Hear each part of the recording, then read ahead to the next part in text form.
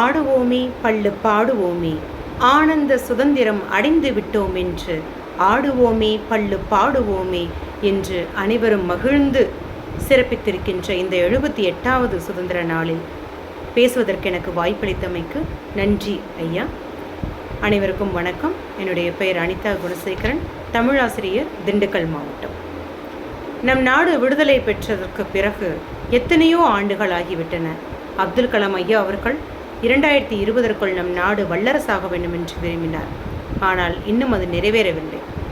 நம் நாடு வல்லரசாவதற்கு நாம் என்ன செய்ய வேண்டும்?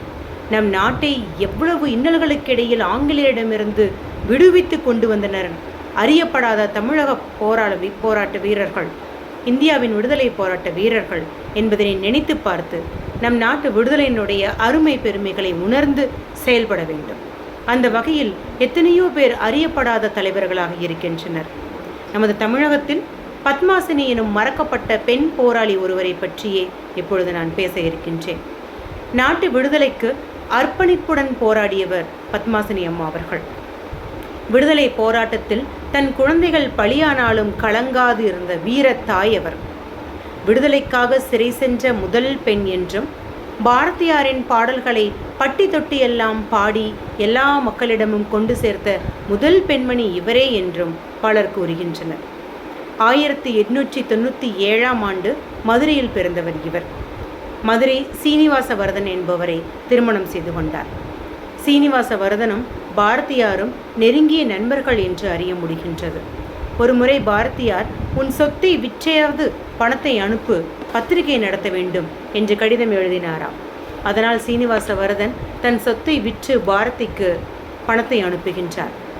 1922இல் கள்ளுக்கடை மறியலில் ஈடுபடுகின்றார் வரதன் அவர்கள். ஆங்கில அரசு அவரை கைது செய்கின்றது. தனது கணவர் கைது செய்யப்பட்டவுடன் அத்துணை நாள் கணவரும் மனைவியுமாக இருவரும் சேர்ந்து விடுதலை போராட்டத்தில் ஈடுபட்டு கொண்டிருந்த அந்த நேரத்தில் கணவர் கைது செய்யப்பட்டதும் தனி ஆளாக நின்று விடுதலை போராட்டத்தில் ஈடுபடுகின்றார். அதுவரை செல்வ குடும்பத்தில் பிறந்த அம்மையார் அவர்கள் அன்று முதல் மிகவும் எளிமையாக வாழத் தொடங்கினார். அத்துணை தங்க நகைகளையும் கழற்றி வைத்துவிட்டு ஒரு நாளில் ஒரே ஒரு வேளை மட்டுமே உணவை எடுத்துக்கொண்டார். அந்த ஒரு வேளை மோர் சோறும் அந்த துவையலையும் தன்னுடைய பணத்திலிருந்தெல்லாம் எடுத்துக்கொள்ளாமல் ராட்டையில் நூல் நூற்று அதை விற்று அந்த வருமானத்திலேயே தனக்கான அந்த ஒருவேளை உணவை உண்டவர் அவர். மாலை நேரத்தில் பாரதியின் பாடல்களை பாடியபடியே தெரு தெருவாக சென்று கதர் துணிகளை விற்றவர். பெண்மணிகள் ஒரு முழம் கதர் துணியாவது வாங்கி கொள்ள வேண்டும் என்று மிகவும் வற்புறுத்தி அந்த கதர் துணியினை அவர் விற்றார். அவருடைய வீரம் செறிந்த உரையினை கேட்கக்கூடியவர்கள், இளைஞர்கள் விடுதலை போராட்டத்தில் உடனே ஈடுபட வேண்டும் என்று அத்துணை தீவிரத்துடன் இறங்குவர். சாவித்திரி பிறந்த நாடு, சீதை பிறந்த நாடு, தன்னை மானபங்கப்படுத்திய துரியோதனனின் குருதியை என் கூந்தலில் பூசியே அதை முடிப்பேன் என்று வீர சபதமிட்ட திரௌபதி வாழ்ந்த நாடு என்றெல்லாம் பழங்கதைகள் பேசிக்கொண்டிருக்காதீர்கள். கிழவிகளைப் போல பழங்கதைகள் பேசுவதில் ஒரு அர்த்தமும் இல்லை. நம் நாட்டில் அக்னி சுவாலையாக விடுதலை போராட்டம் கொழுந்துவிட்டு எரிந்து கொண்டிருக்கின்றது. பெண்களே, அந்த விடுதலை போராட்டத்தில் நீங்களும் பங்கு பெற வாருங்கள் என்று அறைகூவல் விடுத்தவர் பத்மாசினி அம்மையார். 1933ஆம் ஆண்டு 3 மாத சூளுற்றிருந்த அந்த வேளையிலும் கூட விடுதலை போராட்டத்திற்காக ஈடுபட்டார். மதுரையில் ஜான்சிராணி பூங்காவின் முன் நின்று கொண்டு ஆங்கிலேயருக்கு எதிராக வீர உரை நிகழ்த்தினார். என்ன உரை நிகழ்த்தினார் தெரியுமா?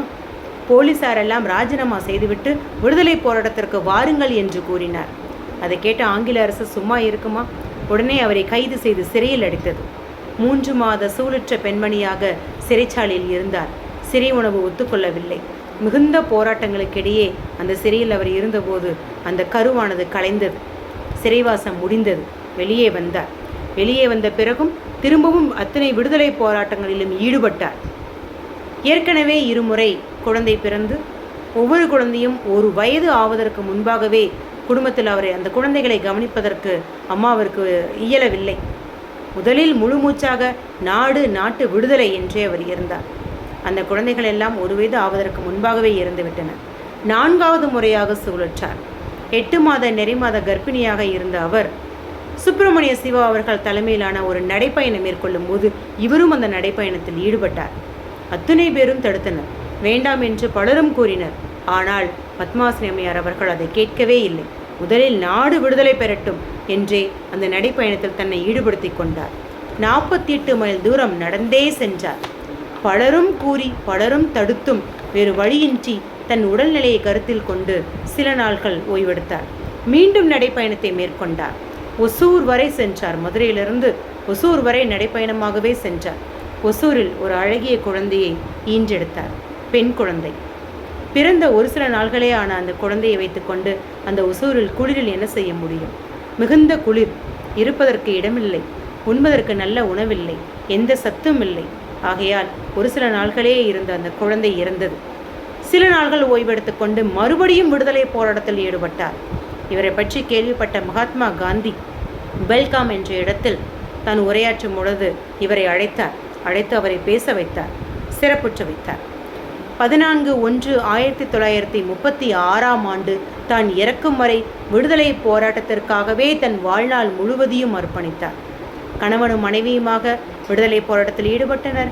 கணவர் சிறைவாசம் செல்லும் பொழுதெல்லாம் தன்னந்தனி ஆளாக நின்று சிறைவாசம் செல்லும் வரை போர்க்களத்திலே நின்று விடுதலை போருக்காக பாடுபட்டவர் அவர். தன் 4 குழந்தைகளையும் விடுதலை போராட்டத்தில் இறந்தாலுமே கூட மனம் கலங்காது போரிட்ட வீரத்தாயவர். இப்படிப்பட்ட எத்தனையோ பெண் தலைவர்கள் நம் நாட்டின் விடுதலைக்காக போராடியுள்ளனர்.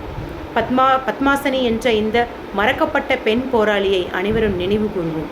இவர் போன்று இன்னும் எத்தனையோ விடுதலை போராட்ட வீரர்கள் இருக்கின்றனர். அத்தனை பேரையும் நினைவு கூறுவோம்.